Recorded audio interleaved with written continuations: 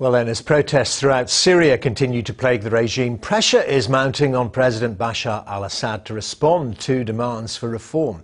With at least 20 people reported to have been killed in demonstrations over the weekend, how can the international community bring about an end to the violence there? Well, joining me is Ribal Al Assad, an exiled first cousin of the president and head of the Organisation for Freedom and Democracy in Syria. A very good morning to you. As I described there, some of the problems, you're more aware of them than I. Widespread violence, a damaged economy, a divided society. How does this pan out? And can President Assad reform enough to stay in power and calm things down? We have been hoping for the past few months that he would move right away. The problem is that he didn't move towards reform. Every time he comes out in his speeches and he does more promises. Well, today the people have enough of promises and they want to see concrete things. They want to see concrete reforms and they want them right away. People cannot wait any longer. And this is what the regime is not getting. They continue to use violence against those peaceful protesters, and this is completely appalling. We cannot, how long more could we wait for that? Is it democratic protest? Is it for democratic reforms? It's not about, we know about some of the structure of Syrian society, about the divisions within there. This is about freedoms, about rights to earn money, about rights to speak out. Is that how it's based, and how widespread is it? It's really about freedom. People today, as we have seen, what happened in Tunisia, in Egypt, and in the, Yemen and other countries. People want their freedoms. People live in the 21st century. They cannot accept to live under a dictatorship any longer. They want their freedoms. They want economic liberties. They want all of that. And the regime was unable to do anything about it. They have tried. They've made a lot of promises for the past 11 years, but nothing has happened.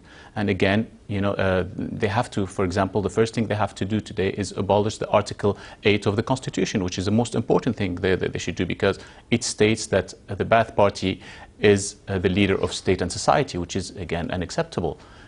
They have to accept. Well, President Assad talked about that in the speech he made a few days ago, about the national dialogue and looking at those elements. Do you believe that he really has that in his heart, though? If he wants to show any goodwill, he has to abolish the Article 8. This doesn't need any authority or dialogue or whatever. The first thing that he has to do, he needs just a presidential decree abolishing the Article 8 of the Constitution. This is very important.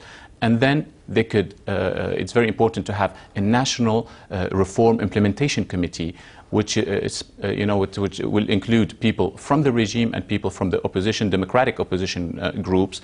They have to sit together and discuss how to move towards a national unity government.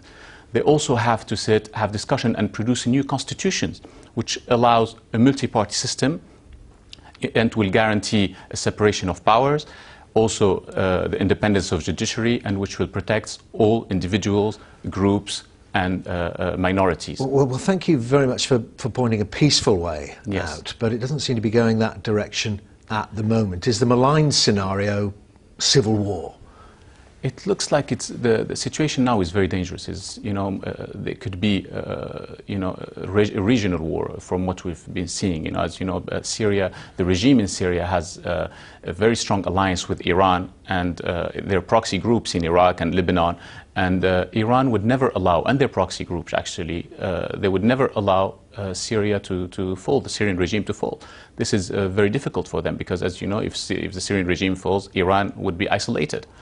And this is, they're doing their best not to let it fall. And using widespread violence to ensure that. They have people in the regime, there are people around Bashar, for example, his first cousins and from his mother's side, and a few other people in the secret apparatus. They are doing their best not to have any reforms, because if there are any reforms, they know very well that they will be brought to justice and they will be trialed for all the repression they have done and all the bad things they have been doing for the past 11 years.